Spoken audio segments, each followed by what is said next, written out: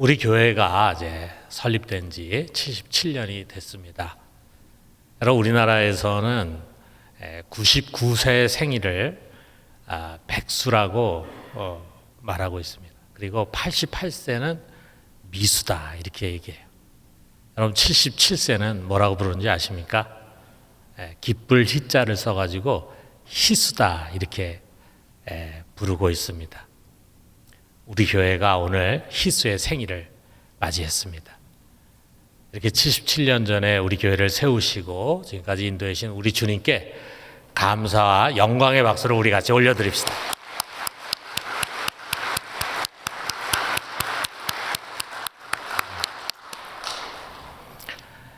우리 사람이 노년까지 건강을 잘 유지하면서 살기 위해서는요, 자기 관리에 좀 심혈을 많이 기울여야 되지 않습니까? 자, 우리 이렇게 오랜 세월 교회를 잘 유지하고 또 건강하게 세워가기 위해서는 굉장한 노력이 필요합니다. 어떻게 보면은 지난 77년 동안 우리 주변에는 세워졌다가 사라진 그런 교회들도 많이 있을 것입니다.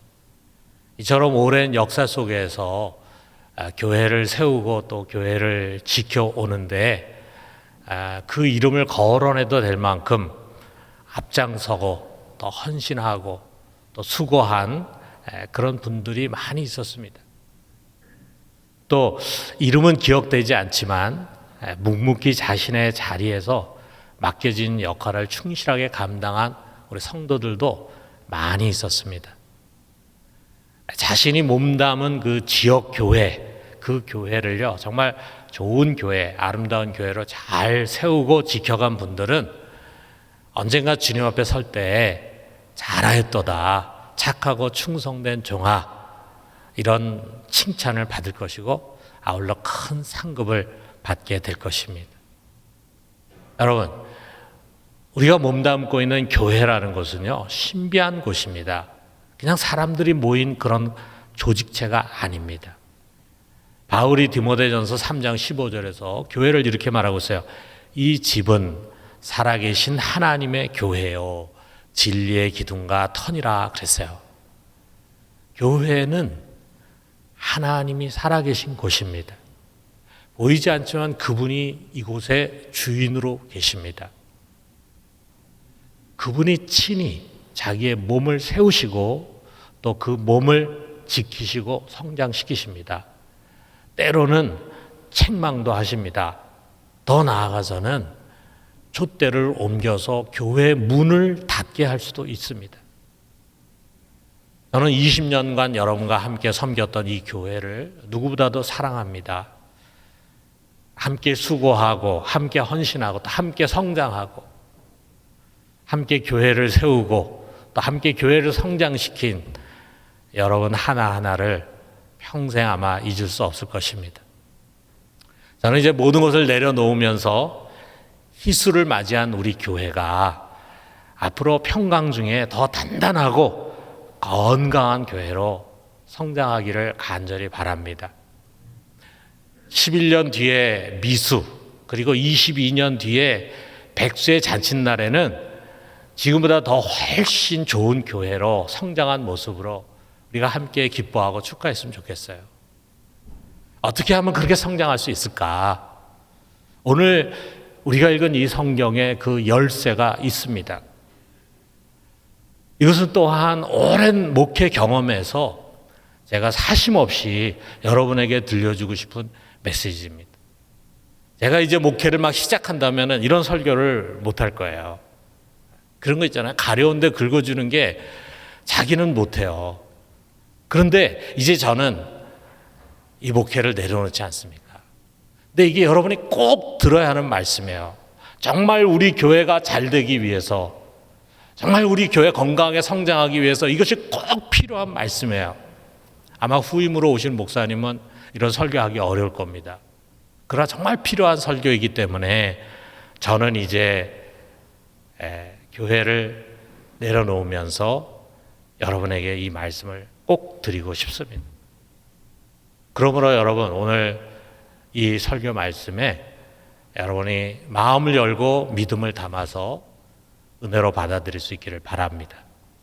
이스라엘은 지금 이 요단강을 건너기 사흘 전입니다. 사실 홍해를 건너와서 지금 이 자리에 오기까지는 뭐 한 달이면 충분합니다. 그럼에도 불구하고 무려 40년이라고 하는 세월을 이 광야를 빙빙 돌아서 이제 여기 오게 됐어요. 이제 그처럼 오랫동안 갈망하고 기다리던 그야말로 젖과 꿀이 흐르는 가나안 땅에 들어가게 됐습니다. 여호수아는요, 우리 각 지파의 리더들에게 이 요단강을 건널 준비를 하라고 명령합니다. 그리고 요단 이편에 이미 정착한 지파들이 있었어요. 요단 동편이 되겠죠. 요단강을 건너갈 필요가 없이 이미 그들은 정착했어요. 루벤 지파, 그 다음에 갓 지파, 그 다음에 므낫세 중에 반 지파, 반쪽 지파, 이렇게 두 지파와 반 지파가 이미 이 요단강 동편 땅이 좋기 때문에 모세의 허락을 받고 거기에 정착을 했습니다. 이들에게도 여호수아는 너희 중에 장정들, 싸울 수 있는 장정들은 함께 이 요단강을 건너가야 된다. 그래서 가나안의 족속들을 몰아내는 정복 전쟁에 꼭 참여해서 너희들의 형제들이 그곳에 안식을 얻게 해라. 그리고 난 다음에 다시 이제 전쟁이 끝나면 돌아와서 너희가 안식을 얻도록 해라. 이렇게 명령을 합니다. 자, 이 명령에 대한 백성들의 반응을 한번 봐요. 여기 16절에서 18절의 말씀이 그것인데, 그들이 여호수아에게 대답하여 이르되 당신이 우리에게 명령하신 것은 우리가 다 행할 것이요 당신이 우리를 보내시는 곳에는 우리가 가리이다. 우리는 범사에 모세에게 순종한 것 같이 당신에게 순종하려니와 오직 당신의 하나님 여호와께서 모세와 함께 계시던 것 같이 당신과 함께 계시기를 원하나이다. 누구든지 당신의 명령을 거역하며 당신의 말씀을 순종하지 아니하는 자는 죽임을 당하리니 오직 강하고 담대하소서. 이렇게 대답합니다. 한마디로 말하면은 우리는 이제 당신의 명령에 무조건 순종하겠습니다. 만일 우리 중에 누구든지 순종하지 않는 자가 있다면 가만 놔두지 않을 것입니다. 우리가 이처럼 충성할 테니까 당신은 두려워하지 말고 강하고 담대하십시오. 그러면서 여호수아에게 충성 맹세를 지금 하고 있는 것입니다. 자, 우리가 앞에서 출애굽기, 레위기, 민수기, 신명기 이렇게 앞에서 쭉 성경을 읽어온 사람들은요, 지금 이런 이스라엘 백성들의 태도에 놀라게 됩니다. 아니 도대체 이 사람들이 언제 이렇게 변했지? 이런 의구심을 갖게 돼요. 우리가 출애굽할 때 모습 우리가 한번 생각해 봐요. 불과 40년 전의 이야기입니다. 하나님께서 400년 동안 애굽에 종살이하는 그들을 구원하기 위해서 이 애굽에 10가지 재앙을 쏟아 부으셨잖아요. 그래서 마침내 그 교만한 바로가 항복을 하고 이스라엘 백성을 내주었습니다. 그리고 마지막에 홍해를 통과해야 되는데 하나님이 큰 기적을 통해서 홍해물을 가르셔가지고 이스라엘 백성은 거기를 도보처럼 지나갔고, 그 뒤를 쫓아오는 바로의 군사들은 그만 물이 다시 합쳐지는 바람에 수장돼서 다 죽고 말았어요. 정말 출애굽은 하나님의 영광이 드러나는 그런 위대한 사건이었죠. 자, 그런데 이렇게 하나님의 능력으로 애굽에서 벗어나서 이제 자유인이 됐지만 이스라엘 사람들은 변하지 않았습니다. 그냥 옛사람 그대로예요. 근데 하나님도 잘 모르고, 그리고 믿음도 없고, 그런 가운데서 이성과 정욕과 혈기의 지배를 받는 그런 사람들이었어요. 좋은 일이 일어나면은 할렐루야 하면서 하나님 찬양하고 좋아하지만, 힘들고 어려운 일이 생기면은 금방 낙심합니다. 그리고 원망하고 불평하는 그런 본능적인 사람들이었어요. 광야라고 하는 힘든 곳에서는 이런 본능적인 모습이 적나라하게 드러날 수밖에 없는 거죠. 물이 떨어지면 목이 마르다고 하면서 모세로 완마합니다.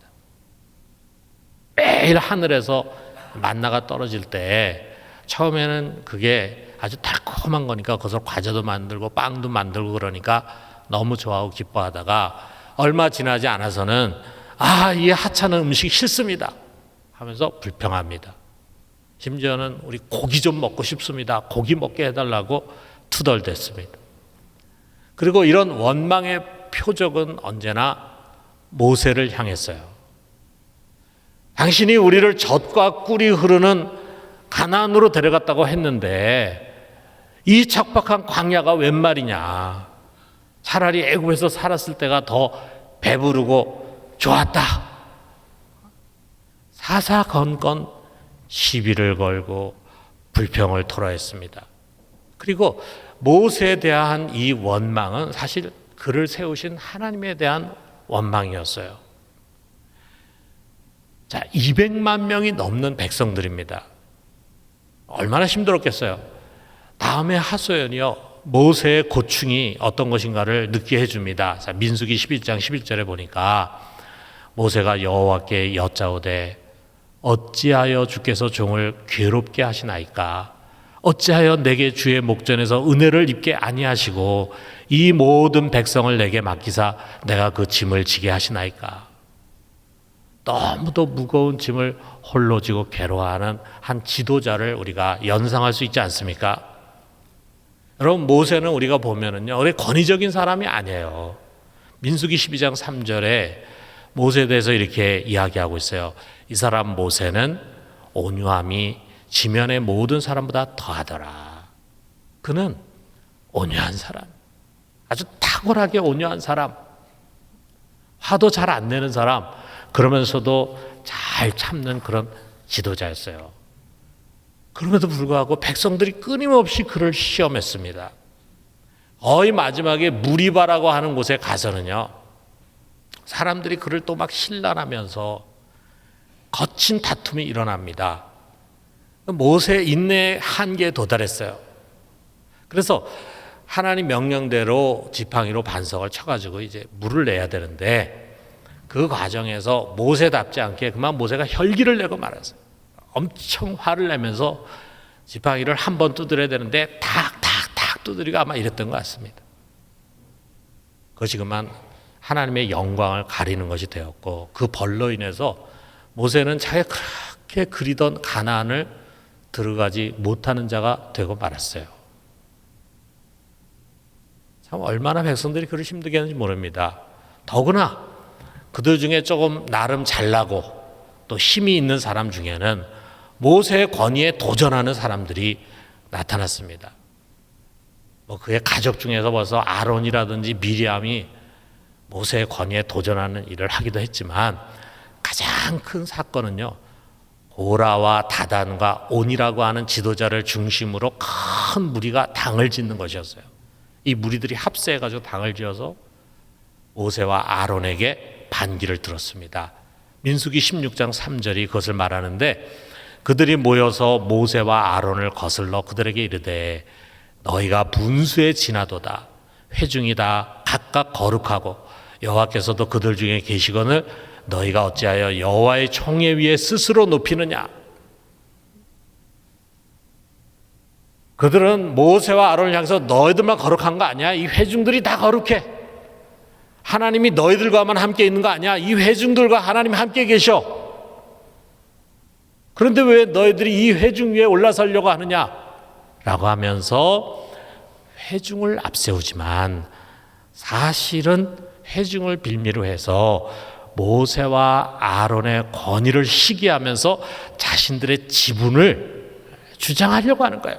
자신들이 좀 더 힘을 갖고 싶어 하는 거야. 그 결과 어떻게 됐습니까? 큰 지진이 일어나가지고 땅이 갈라지면서 대적하던 모든 무리들과 그들의 가족까지도 그만 다 삼켜버리고 말았어요. 너무도 많은 사람이 죽임을 당했습니다. 그래서 이스라엘은 두려움을 갖기도 했지만 침통해졌어요. 그리고 모세도 의기소침해지는 큰 사건을 만났습니다. 여러분, 이것이 출애굽기부터 민수기와 신명기에 전해주고 있는 이스라엘의 모습이에요.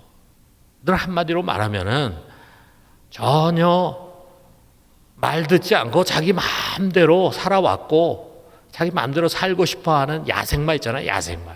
야생마 여러분, 잘못하면은 떨어져가지고 크게 부상 받지 않습니까? 야생마는 자기 홀로 자라왔다 이거죠.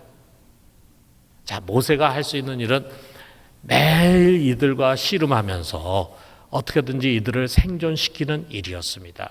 그래서 40년 동안 이들을 이끌고 그 광야를 통과해 갔어요. 그런데 이 무의미해 보이는 광야의 삶 가운데서 하나님께서 그들을 조금씩 변화시켜 가셨어요. 여러 다양한 기적들을 통해서 그들이 그것을 경험하면서 조금씩 믿음으로 사는 삶을 터득하게 됐습니다. 그리고 제일 중요한 게 뭡니까? 시내산에서 모세를 통해서 그들에게 율법을 줬잖아요. 하나님의 뜻이 이것이다. 하나님의 교훈이 이것이다. 너희는 이 하나님의 말씀대로 살아야 된다. 라고 하면서 율법을 가르쳐 주셨고, 그리고 그 교훈대로 살지 못하면 하나님은 그들을 책망하십니다. 징계하십니다.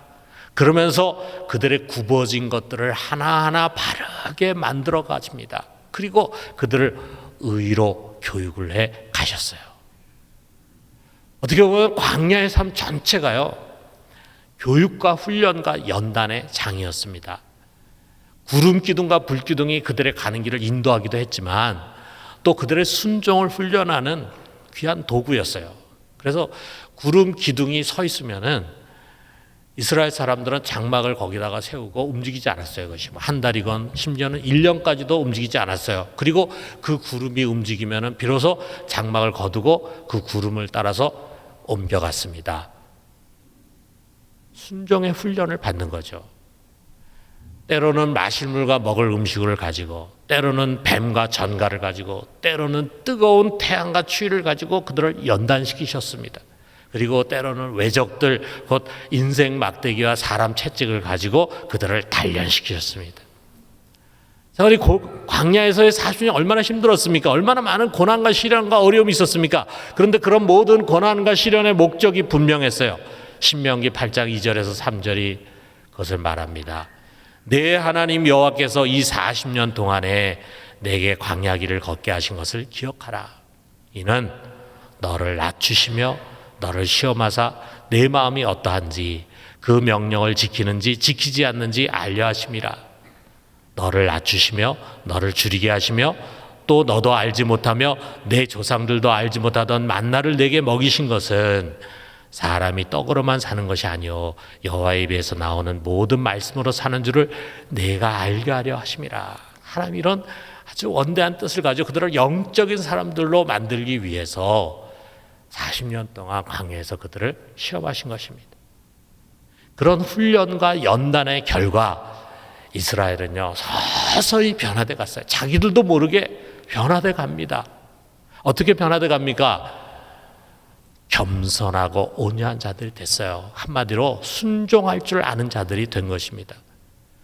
자기 멋대로 살려고 하는 야생마였던 아무 쓸모 없는 그들이 이제는 잘 길들여진 준수한 군마로 변해간 것입니다. 그게 바로 오늘의 말씀이에요. 과거 모세에게는 그렇게 일마다 투덜대고 쩍하면 대들고 다투던 이스라엘이 이제 새로운 지도자 여호수아에게는 순종하는 자로 변했습니다. 자신도 모르게 이제는 겸손한 순종의 사람, 믿음의 사람들이 된 것입니다. 한두 사람만 그런 게 아니에요. 이스라엘 전체 공동체가 그렇게 변화되고 특별히 각 지파의 리더들이 그렇게 변했습니다. 우리가 신명기서 마지막에 보면은 모세의 죽음의 장면이 나오는데 모세가 죽은 뒤에 이스라엘 사람들이 30일간을 애곡했다 그래요. 30일 동안 장례를 치렀습니다. 아마 그들이 모세의 죽음 앞에 눈물을 흘리며 애곡하면서 그 기간에 깊은 반성과 각오의 시간을 가졌을지 모릅니다. 그러면서 이제는 우리가 이렇게 해서는 안 되겠다. 그런 각오를 가질지 몰라요. 그래서 이제는 자신들만의 순종이 아니라 자신들의 공동체 안에 순종하지 않는 자를 용납하지 않겠다라고 하는 것을 여호수아에게 고백합니다. 자, 여러분, 이스라엘이 여호수아에게 이처럼 충성을 맹세하고 순종을 고백했는데 그런 순종의 결과가 어땠습니까? 그들은 그 깊은 요단강을 아무 문제 없이 다 건넜어요. 그리고 제일 첫 번째 나타난 난공불락의 성이 바로 여리고였는데 그 성을 전쟁하지도 않고 한 사람의 희생자도 없이 함락을 시켜버렸습니다. 어떻게 그게 가능합니까? 여호수아가 하나님께로부터 받아서 명령한 그것, 쉽게 말하면 작전 명령을 그들은 아무 토를 달지 않고 무조건 순종한 것입니다. 그래서 그 명령을 쫓아서 엿새 동안에 매일같이 하루에 한 번 성을 돌았어요. 그 성을 돌 때는 조용하게 성을 돌았어요. 그리고 마지막 7째 되는 날은 그 성을 7번 돈 다음에 여호수아가 소리 질러라, 함성을 질러라 하니까 온 이스라엘 백성들이 그 말에 순종해서 함성을 질러댔습니다. 그러자 그 견고한 여리고 성이 저절로 무너졌어요. 믿음과 순종의 결과로 그들은 이 첫 번째 전쟁에서 대승의 영광을 차지하게 된 것입니다. 역시 그들에게 얼마나 큰 교훈과 자신감을 줬겠어요. 이어서 이스라엘은 여호수아를 중심으로 일사불란하게 움직이면서 가나안에 있는 족속들과 나라들을 하나하나 정복해 갔습니다. 하나님께서 그들이 가는 곳마다 승리하게 해 주셨어요. 그리고 여호수아를 중심으로 각 지파와 족속, 가족 단위로 땅을 분배하게 했어요. 여러분, 이게 얼마나 어려운 일이었겠어요. 공평한 기업의 분배. 개중에는 좀 힘이 있다고 생각하는 사람, 욕심내는 사람이 더 많은 땅을 가져가려고 하지 않았겠어요? 그런데 그들 모두가 여호수아의 명령대로 공평하게 땅을 분배했습니다. 그래서 이 모든 것을 평화스럽게 이뤄갈 수 있었어요. 우리가 성경을 보면은 그 당시에 이스라엘 공동체가 얼마나 여호수아에게 순종하면서 여호수아를 중심으로 하나가 되어 있었는가를 볼 수 있는 사건이 있는데요. 자, 여러분, 모세가 12명의 정탐꾼을 가데스 바네아에서 가나안에 보냈는데 그 정탐을 하고 돌아온 사람 중에 10명은 부정적인 보고를 했습니다. 그런데 딱 2명, 여호수아와 갈렙만이 믿음의 보고를 했어요. 그래서 하나님께서 진노해서 20세 이상 된 사람은 다 죽고 가나안에 들어갈 수 없다고 했는데 딱 2사람만 예외로 뒀는데 그것은 여호수아와 갈렙이었어요. 자, 그러니까 여러분, 여호수아뿐만 아니라 사실 갈렙도 얼마나 리더십이 있고 영향력이 있는 사람이었겠습니까? 근데 그가 헤브론을 공략하러 가려고 할 때 자기 마음대로 가지 않았어요. 자기 밑에 같이 데려갈 군대가 있었지만 그는 먼저 여호수아를 찾아가서 여호수아에게 허락을 받습니다. 여호수아가 그의 말을 듣고는 그에게 헤브론을 허락해 줬어요. 그래서 갈렙이 헤브론을 점령했습니다. 이렇게 갈렙부터 모든 사람들이 여호수아에게 철저히 순종하고 또 그를 중심으로 해서 이와 같이 탄탄하게 정복전쟁에 승리하면서 땅을 분배하고 나라를 이뤄갔어요. 그 결과 그들은 주위에 모두가 두려워할 강하고 건강한 나라, 모범적인 나라를 만들 수 있었습니다. 사랑하는 성도 여러분, 이 말씀이 우리에게 주는 교훈은 분명합니다. 우리 주님께서 그의 몸된 교회에 세운 지도자를 존중하고 순종하자, 이것입니다. 그것이 강하고 은혜롭고 아름답고 건강한 교회 공동체를 세우는 결정적인 비결입니다. 여러분, 우리는 모두가 주님의 몸된 교회에 동등한 지체들이에요. 우리 중에 높고 낮음 없습니다. 맞습니다. 그러나 주님은 또한 그의 교회에 리더들을 세우셨어요. 장로들과 각 부서의 장들, 그리고 소그룹의 리더인 순장들을 세웠습니다. 물론 이 모든 직분이 다 근본 섬김의 직분입니다. 그러나 아울러 거기에는 작은 공동체를 이끌어갈 권위가 주어집니다. 그것을 존중하고 순종하는 것이 바로 신앙입니다. 특별히 목회자에게는 더욱 그렇습니다. 왜냐하면 그는 이 교회의 목자장이 되신 주님께서 자신의 양인 나를 목양하도록 세운 나의 목자이기 때문이에요. 아울러 목사는 영혼의 양식인 하나님의 말씀을 전하는 사람이고 나를 진리로 교육하고 훈련할 교사입니다. 여러분, 내가 진정 영적인 사람이라면, 믿음을 가진 사람이고 예수 그리스도를 만난 사람이고 보이지 않는 하나님이 교회의 주인 되심을 고백하고 그리고 영원한 것을 사모하는 소망을 가진 사람이라면 우리는 누구보다도 나의 영적인 생활에 가장 결정적인 영향을 미칠 영적 지도자를 귀하게 여길 것입니다. 이처럼 목사를 귀하게 여기고 순종하는 교회가 건강하게 성장하는 교회입니다. 교회 안에 누군가 보이지 않는 힘으로 목사 위에 군림하고 목회자에게 사사건건 시비를 걸고 다투려는 사람이 많은 교회는 결코 좋은 교회로 성장할 수가 없습니다. 여러분, 사람이 많이 모인 교회라고 해서 좋은 교회가 아닙니다.